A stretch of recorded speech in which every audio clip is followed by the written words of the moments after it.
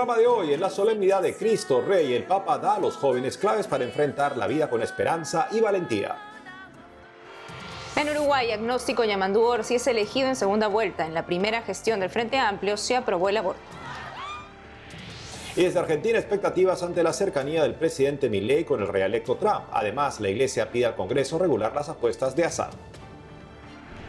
Le contamos lo último sobre la guerra en Tierra Santa, donde siguen los rehenes cautivos, las muertes y desplazados en Gaza y el Líbano.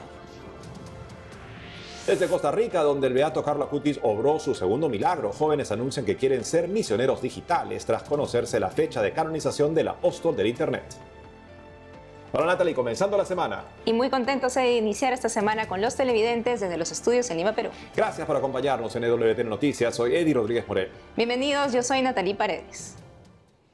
Empezamos las noticias desde el Vaticano, donde este domingo el Papa Francisco, en la solemnidad de nuestro Señor Jesucristo, Rey del Universo, ofreció 3 claves para que los jóvenes se enfrenten con esperanza y coraje los desafíos y dificultades de la vida, reporta Ciprensa. La conmemoración incluyó la celebración anual de la Jornada Mundial de la Juventud, JMJ por sus siglas. En la ocasión, los jóvenes entregaron los símbolos de los peregrinos, la cruz de la Jornada Mundial de la Juventud y el ícono de María de los jóvenes portugueses a sus homólogos coreanos, que serán los anfitriones de la JMJ en Seúl en 2027. En su homilía, el Papa invitó a las nuevas generaciones a superar las acusaciones, no buscar consensos vacíos y permanecer siempre en la verdad. Escuchemos. Queridos jóvenes, quizás a veces también a ustedes les pueda suceder de ser puestos bajo acusación por el hecho de seguir a Jesús. En la escuela, entre los amigos, en los ambientes que frecuentan, puede haber quien quiera hacerles sentir fracasados, porque se mantienen fieles al Evangelio y a sus valores, porque no se amoldan, no se resignan a actuar como todos los demás. Ustedes, sin embargo, no tengan miedo de las condenas. No se preocupen. Antes o después, las críticas y las acusaciones falsas caen y los valores superficiales que las sostienen se revelan por lo que son: ilusiones. Queridos, les hará bien seguir su ejemplo, no dejándose contagiar por el afán hoy tan difundido. El afán de obtener reconocimiento, aprobación y elogio. Quien se deja llevar por estas fijaciones termina viviendo en la angustia. Se reduce a abrirse paso a codazos, a competir, fingir, hacer concesiones, traicionar los propios ideales con tal de tener un poco de aceptación y visibilidad. Y ahora nuestra atención se dirige a Uruguay, donde la centroizquierda ganó las elecciones presidenciales de este 24 de noviembre con su candidato Yamandú Orsi del Frente Amplio. Los detalles aquí. Yamandú Orsi, profesor de historia de 57 años, ganó las elecciones de Uruguay en segunda vuelta con el 52,08% de los votos, según la Corte Electoral. El candidato del partido de centroizquierda Frente Amplio sucederá al presidente Luis Lacalle el 1 de marzo de 2025. A partir de mañana vamos a trabajar mucho, vamos a laburar muchísimo todos los días y no aflojar jamás para la construcción del Uruguay que nos merecemos, donde nadie se sienta relegado. El candidato del gobierno, Álvaro Delgado, reconoció la derrota y felicitó a Orsi. Y cambien el enojo, la bronca, por esperanza. Uruguay es un país laico desde la Constitución de 1919. Como nación no profesa ninguna religión.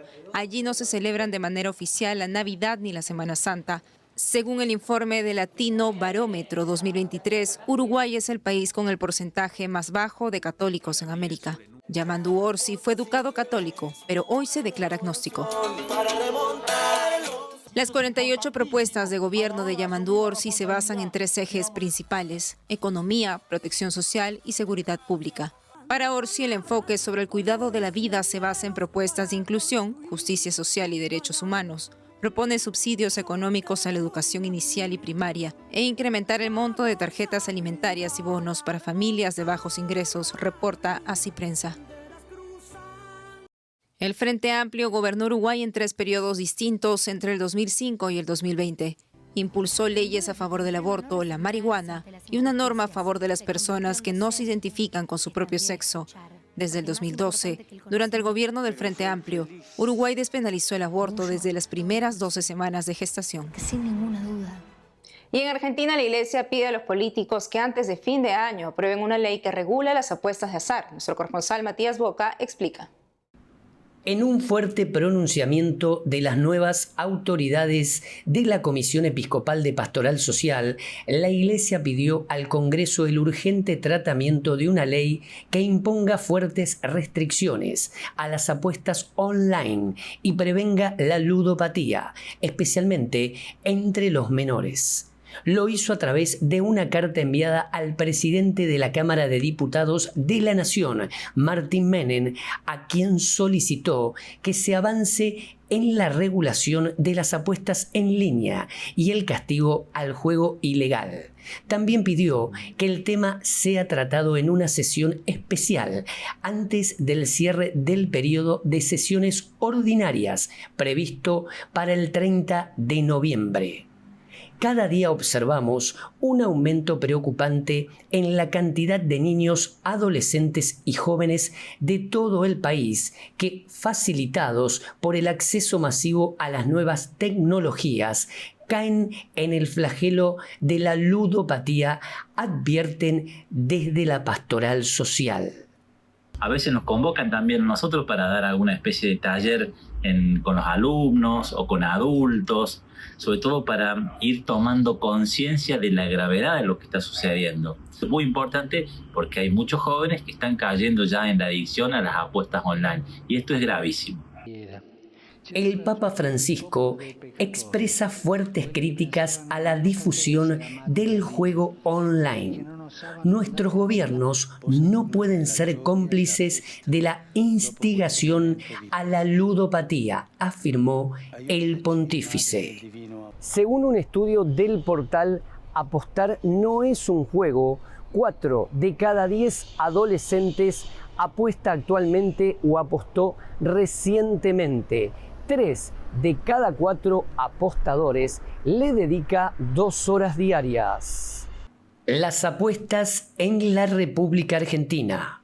Un informe publicado en junio por el diario argentino Clarín señala que del gran número de usuarios de apuestas online, casi el 80% forma parte del circuito ilegal. Traducido en cifras, más de 11 millones de usuarios argentinos utilizan plataformas no oficiales de apuestas, es decir, sin regulación. Pero lo poquito que cada uno puede hacer es muy importante. Y a veces hace mucho bien sin darse cuenta, generando conciencia o acompañando a unos jóvenes o escuchándolos o abriéndole alguna puertita para que puedan comunicarse y se hace mucho bien. Cada uno tenemos que hacer lo posible desde nuestro lugar. La regulación de la actividad depende de cada provincia. En Santa Fe está autorizada desde 2020, mientras que en Ciudad y Provincia de Buenos Aires se aprobó en 2021. Córdoba y Mendoza dieron el visto bueno en 2023. Creada en julio de 2024, la Fiscalía Especializada contra Juegos de Azar Ilegales de la Ciudad de Buenos Aires bloqueó recientemente 237 sitios web de apuestas ilegales. En Buenos Aires, Matías Boca, EWTN Noticias.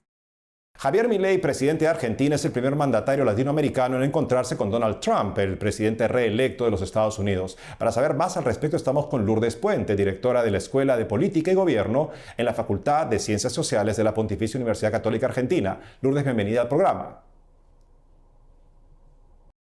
Hola, muchas gracias. Muchos saludos a toda la audiencia. Un gusto estar acá. Lourdes, cuéntenos cómo así se dio esta reunión. Bueno, a ver, la afinidad entre Milei y el presidente Milei y el electo presidente Donald Trump es anterior. Ellos ya se habían encontrado en las reuniones de este grupo conservador, esta organización internacional conservadora, y fue el presidente argentino el que lo felicitó primero de todos, apenas ganó. De hecho, fervientemente lo apoyó. Así que medio que fue natural hay entre los dos una afinidad, diría que no es ideológico, sino más bien de personajes que están dispuestos a ir contra el sistema imperante. Creo que los une la idea de romper con un sistema al que consideran que estaba dañando las propias comunidades. Lo que pasa que desde ideologías diferentes, pero en eso se encuentran y se tienen un reconocimiento mutuo que fue muy gráfico cuando se encontraron. ¿Ha habido declaraciones o comunicados de los presidentes al respecto posteriormente? No hubo comunicados oficiales, pero sí, bueno, hoy se maneja mucho la comunicación a través de las redes sociales y un poco lo que transmitieron ambos es el reconocimiento de que son uno al otro como grandes líderes, ¿no? Es como el reconocimiento que hace, lo que Milei subrayó es las cosas que se hablaron, que va a mejorar la relación comercial, que nos va a apoyar con el Fondo Monetario Internacional, y incluso habló de que probablemente se firme un acuerdo de libre comercio, pero bueno, fueron conversaciones presidenciales, ¿no? En realidad, lo que más se difundió fue la estética del encuentro, es decir, la efusión, la consideración de uno con el otro, el refuerzo de uno para con el otro en términos de liderazgo, pero no la sustancia, el contenido no tuvo mucha. Ninguno de los dos le da mucha importancia a lo oficial, ¿no? No los veo a ninguno de los dos haciendo comunicados en principio. ¿Cuáles podrán ser las coincidencias entre los mandatarios de Argentina y de Estados Unidos en los próximos años, piensa usted? En principio, lo que decía recién, ¿no? La principal coincidencia tiene que ver con ir en contra de como lo que ellos llaman la ideología imperante hasta este momento, muy vinculada a lo que algunos llaman la ideología woke, ¿no? Que es el progresismo, que en el caso de Milei dice que está imbuido en todas las organizaciones internacionales, y en el caso de Trump un poco lo pone, pero con una justificación más de volver hacia adentro, ¿no? El presidente Milei no tiene una ideología tan nacionalista ni tan proteccionista. Entonces, acá muchos analistas están diciendo qué va a pasar cuando eso aflore, porque hay como una sensación en el gobierno argentino de que la victoria de Trump nos es favorable por la vinculación, la buena vinculación que tienen ambos presidentes. En el caso de Javier Milei también refuerza su rol internacional como líder, uno de los líderes más importantes de esta, lo que algunos llaman derecha, nueva derecha. Creo que se está como esforzando el término porque son los términos que conocemos y que traemos, pero hay que repensar un poquito si la palabra es esa, pero claramente son líderes disruptivos en relación a lo que había y más reaccionarios a lo que ellos llaman la imposición de una ideología anterior. Y me parece que en eso hay algunas coincidencias en términos de la lucha climática, en el tema de género, o sea, hay como líneas donde se encuentran en esa parte. Lo que sentimos nosotros que va a haber algunas divergencias es en el tema económico, porque lo que plantea Javier Milei con el anarcocapitalismo es un liberalismo absoluto, salir del proteccionismo, pero tiene que ver con la realidad argentina. Y en el caso de el futuro presidente Trump, lo que está planteando es un mayor proteccionismo. Entonces, en los dos casos creo que son discursos que tienen que ver con la manera en que ellos llegan al poder. Hay que ver después en la práctica cómo uno y otro se concretan. Lo que sí se siente en la Argentina es que va a haber cierta buena disposición de Estados Unidos. La ha habido hasta ahora, pero que ahora sería mucho más a favor, pero con la misma cautela de siempre, ¿no? Los organismos internacionales son organismos internacionales y tienen sus propias burocracias. Lo que sí, tener el favor del presidente, pero vuelvo a decir, es un favor personal, que no tiene que ver con país, sino con líder. Y eso lo que hace ver es, estamos en el mismo club, ahora no pensamos en todo igual. Entonces, puede ser que cuando haga algunas medidas proteccionistas Trump, salve a la Argentina de ese proteccionismo, parece raro, pero por ahí tampoco lo perjudica salvar a la Argentina, porque no es tanto lo que Argentina le puede vender a Estados Unidos. Entonces, la coincidencia es más diría, de de sintonía en una etapa, en un siglo donde la diplomacia se volvió muy presidencial, donde las burocracias de las políticas exteriores están o sea, tienen que estar todo el tiempo reinterpretando lo que sus líderes acuerdan, ¿no? Es como que hay una tensión ahí que está vinculada también a la propia crisis del Estado, a la aparición de nuevos actores, o sea, estamos en una etapa muy disruptiva y ellos aparecen como emergentes de una voz que estaba oculta en el mundo, en el sistema anterior, ¿no? Una voz de los que no se sentían representados, de los que no pensaban lo que se estaba imponiendo y de los que quedaron afuera. Bueno, todo eso se está mezclado en los dos y me parece que en eso hay una coincidencia.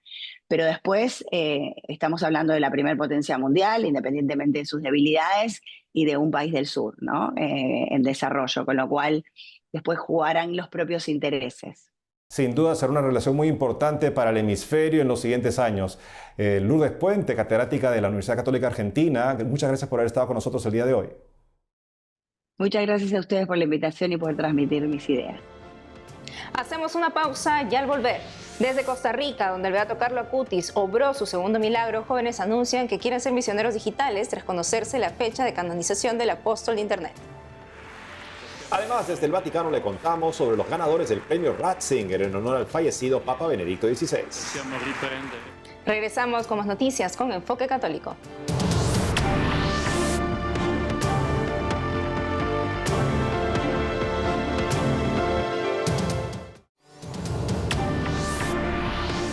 Y ahora nos vamos a Costa Rica, país con una conexión especial con el beato Carlo Acutis, a punto de convertirse en santo. Veamos las reacciones luego de conocerse la fecha de su canonización. Nuestra corresponsal Anastasia Telles nos cuenta.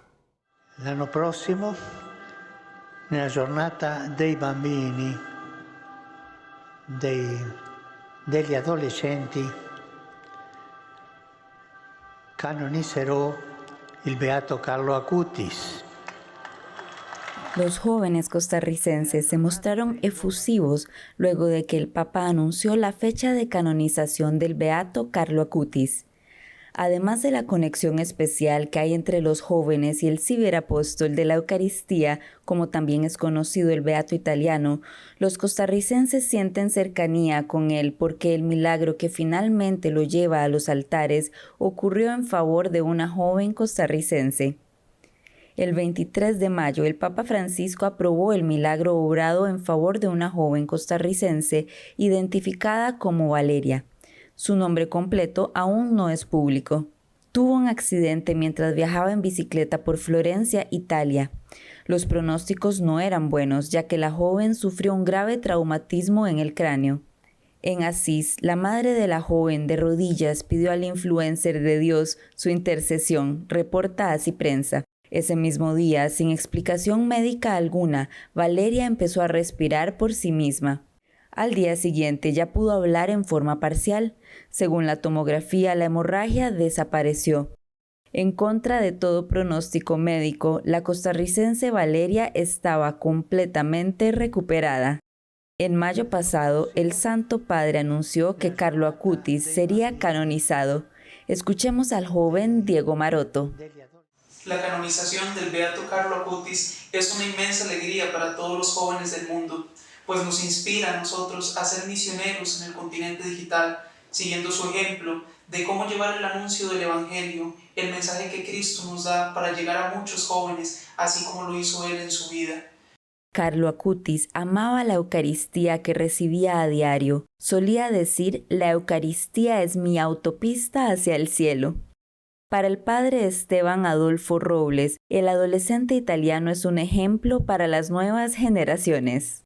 Él buscó vivir de una manera muy sencilla, él no buscó ni aparentar, inclusive cuando en su funeral llegaron tantos mendigos y que toda la gente se diera cuenta de todo lo que él hacía en silencio por sus hermanos. Eso le puede mostrar a los jóvenes cómo ellos pueden hacer un montón de cosas hoy sin necesidad de que tengan que estarlo publicando, muchas veces en medio del silencio. Pero principalmente hoy los jóvenes pueden encontrar en él el amor a la Eucaristía. Ante el anuncio de la canonización del beato de jeans y zapatillas en el jubileo de las adolescentes en abril de 2025, la Iglesia costarricense reaccionó con alegría y agradecimiento. Así dice la devota Kiara Mata. Bueno, para la juventud de Costa Rica, el que Carlos sea canonizado por medio de un milagro concedido a una persona ética, yo creo que es una inspiración, pues nos recuerda a todos los jóvenes que están con nosotros y que en este camino hacia la santidad, aunque muchas veces como jóvenes lo veamos imposible o difícil, pues está su acompañamiento constante, que nos enseña que ser jóvenes y santos ahorita en la actualidad no está alejado, sino que es un reto que todos los días tenemos que atravesar. Carlo Acutis es el segundo beato que llega al altar de los santos gracias a un milagro en favor de una costarricense. El primero fue San Juan Pablo II, canonizado en 2014 por la curación de un aneurisma cerebral a la costarricense Floribeth Mora, que se sumó a una curación milagrosa. En San José, Costa Rica, Anastasia Telles Abarca, EWTN Noticias. En Tierra Santa, la guerra continúa con más de 100 rehenes israelíes en manos de los terroristas de Hamás en Gaza, miles de palestinos muertos y desplazados y otra nación del Medio Oriente en el conflicto. Aquí lo último. El primer ministro israelí Benjamín Netanyahu aprobó en principio un acuerdo de alto el fuego emergente con los terroristas de Hezbollah en el Líbano el domingo por la noche, dijo una fuente a CNN.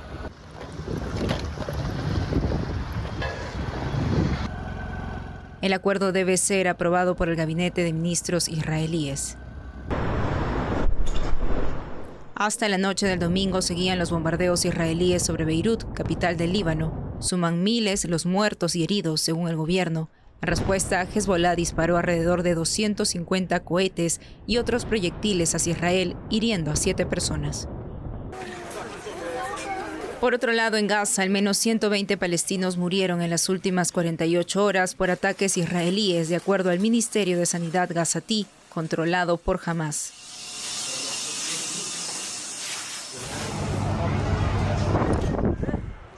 El frío y las lluvias de invierno afectan a miles en Gaza, apiñadas en campamentos, informa Associated Press. Nos ha afectado la lluvia. Esta noche nuestros hijos se han cubierto con la lluvia. Se nos ha mojado la ropa y no tenemos nada para protegernos de la lluvia. No hay nada. Solo esta tienda de campaña y yo, mis hijos, 11 personas dormimos en 2 colchones.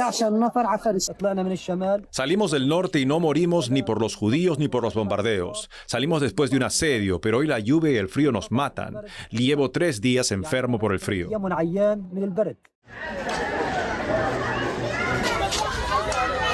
La ONU estima que alrededor del 90% de la población de 2,3 millones de personas ha sido desplazada.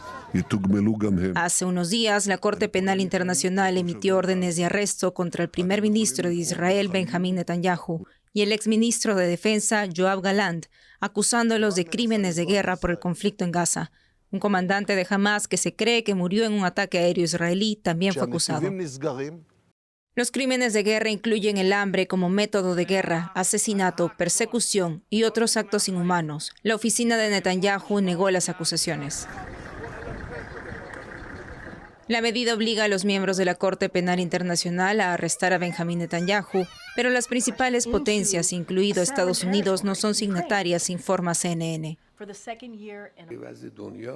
Por su lado, el líder supremo de Irán, Ali Khamenei, también dio una orden de arresto y sentencia de ejecución contra el primer ministro israelí Benjamín Netanyahu.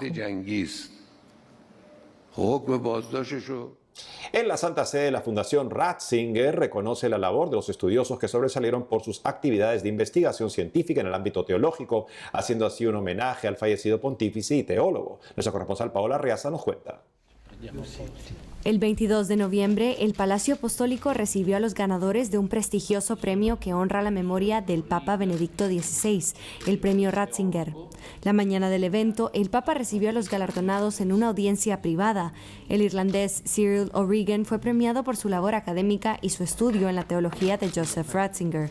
El japonés Tetsuro Soto recibió este honor por su trabajo como escultor en la Basílica de la Sagrada Familia en Barcelona, donde a través del arte lleva a cabo una labor de evangelización. canonización. Durante el evento, el cardenal Pietro Parolin, secretario del Estado Vaticano, entregó este premio a nombre del Papa. Nunca imaginé que vería un papa y nunca imaginé que vería un papa en estas circunstancias, así es que fue un auténtico regalo. El trabajo de O'Regan recorre el patrimonio de pensadores católicos del siglo XIX y XX, como St. John Henry Newman. Su estudio sobre el santo subraya una similitud con Benedicto XVI. El teólogo explicó que ambos pensadores se dedicaron a dialogar con el mundo secular sin debilitar la fe y reconocieron la responsabilidad del cristiano que debe discernir los bienes de los males del mundo. Es una especie de reevangelización de los cristianos católicos, diciéndoles que un credo es importante, recordándoles que la liturgia es formativa, explicándoles que la esperanza es real y diciéndoles sobre todo que el amor es lo más real. Así que nos está hablando desde dentro y está hablando con el mundo secular, negociando con él, aprendiendo de él, pero también cuando lo necesita, criticándolo. El escultor Etzuro Soto explicó cómo el trabajo del llamado arquitecto de Dios, Antonio Gaudí, capturó su atención. Ha dedicado 46 años de su vida a la construcción de la Basílica de la Sagrada Familia. En la fachada del nacimiento de Jesús se pueden ver los ángeles cantores que esculpió. La puerta de bronce que acoge a los peregrinos en esta fachada y pesa más de 4.000 kilos es también de su autoría. El artista explicó que su trabajo pretende reflejar aquello que Gaudí quiso hacer con la Sagrada Familia. Con ello pretende impactar la vida de cada uno de los visitantes de la obra. No solamente entender, sino sentir. Y con esta vibración de corazón que nuestro cuerpo, nuestra alma, crecemos, por lo menos despertamos. La Benedicto XVI repitió aquel día, noviembre de 2010, que somos una nota de naturaleza. Yo coincido totalmente, porque somos una nota. Conjuntos sonamos una partitura divina. Nosotros solos no podemos hacer nada, no podemos sonar nada, pero conjuntos podemos sonar una partitura que hay, una música divina. Eso es objetivo de construcción de la Sagrada Familia. Durante la entrega de los premios, los presentes disfrutaron de algunos interludios musicales de Ensemble Falconieri, un grupo dedicado a revivir piezas de música antigua. En Roma, Paola Riaza, EWTN Noticias. Dentro a quella stanza. Grazie. Possiamo riprendere posto. Y esto ha sido todo por hoy, amigos. Gracias por habernos acompañado hasta aquí. No dejen de seguirnos en las redes sociales también de lunes a viernes a las 12 del mediodía hora de Miami en Radio Católica Mundial y su programa Más que Noticias con un servidor. Hasta entonces.